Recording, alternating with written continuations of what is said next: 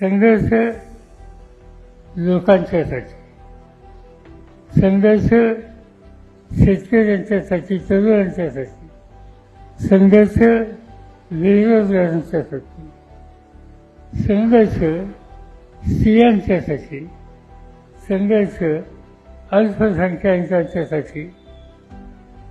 जो जो घटक समाजाचा काही ना काहीतरी संकटामध्ये आहे, त्या संकटाच्या घटकाचा प्रश्न सोडवण्यासाठी लोकशाहीच्या मार्गाने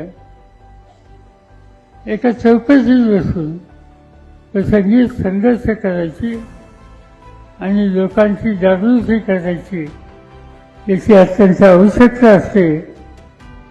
आणि मला आनंद आहे की रोहित आणि त्यांची सगळी टीम त्यांनी हा कार्यक्रम हातामध्ये घेतला.